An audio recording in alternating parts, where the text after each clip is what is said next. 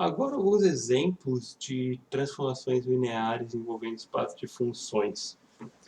Vamos considerar o espaço das funções reais a valores reais.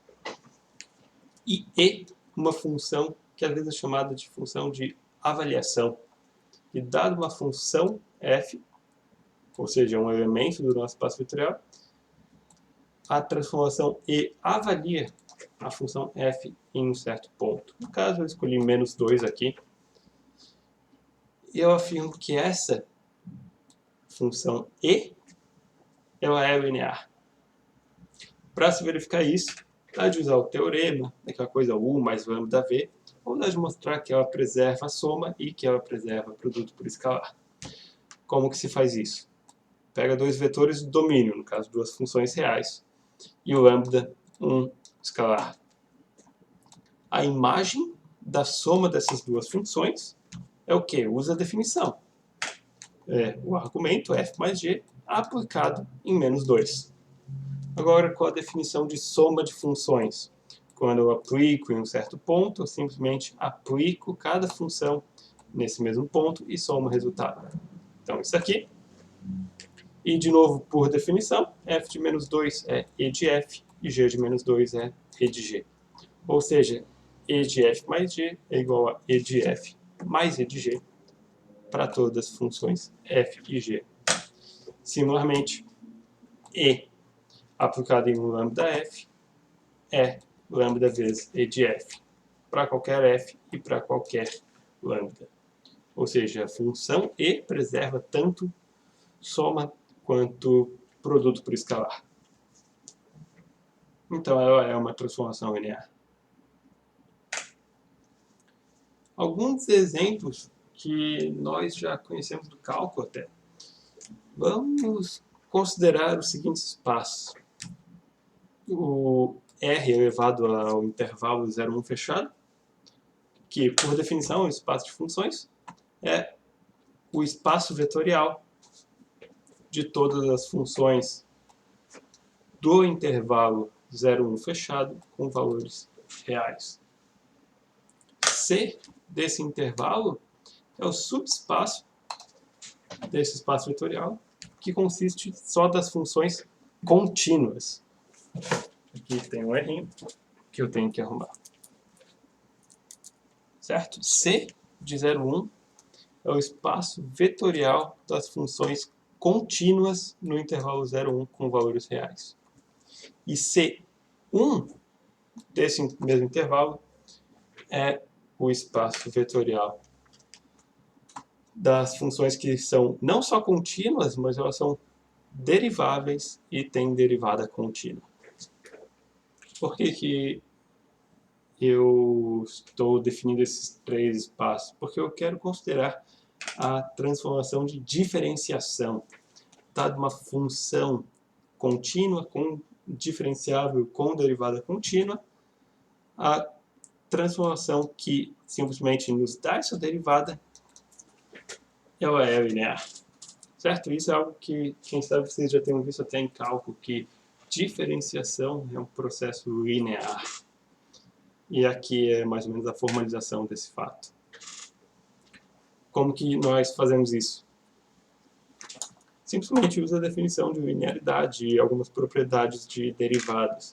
Se f e g são duas funções contínuas, diferenciáveis, com derivada contínua, e lambda é um escalar, qual que é a definição da função d aplicada em f mais lambda g?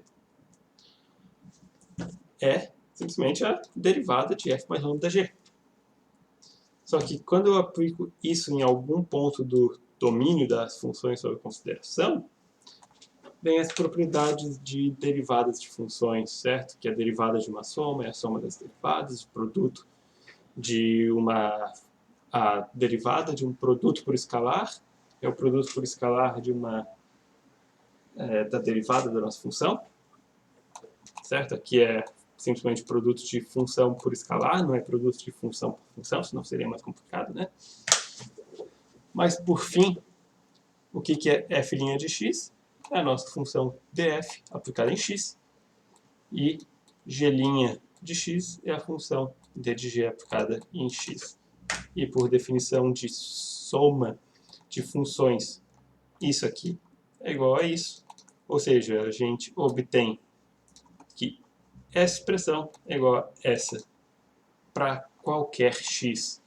Ou seja, essas duas funções aplicadas em qualquer ponto do domínio são sempre iguais. E, portanto, as duas funções são iguais. Certo? Então, essa função d, que deriva funções, ela é, de fato, linear. Dá de fazer o contrário também. Pegar uma função que integra. Qual que é a função que toma integrais? Ou um jeito de interpretar isso, né?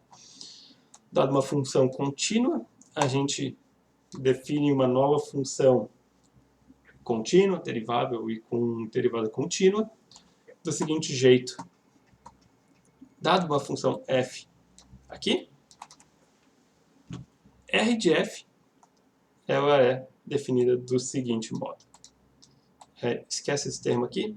Rf aplicado em x é a integral de 0 até x da nossa função f. Certo? Às vezes, para evitar usar esses parênteses intercalados, Rf aplicado em x é denotado desse jeito aqui. Deveria ter um sinal de igualdade aqui entre esse xzinho e esse rzão.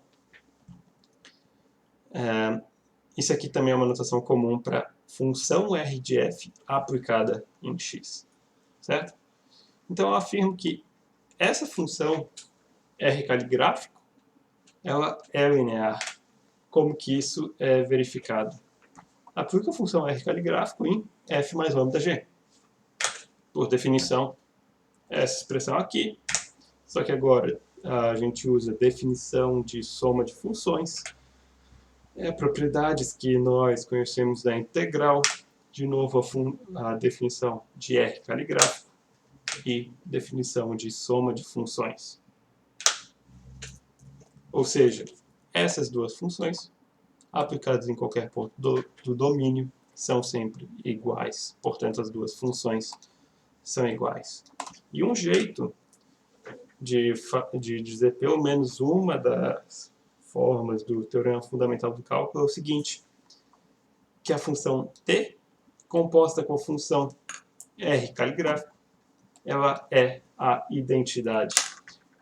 Se a gente pegar uma função contínua f, aplica r e depois aplica d no resultado, isso aqui volta para a nossa função f.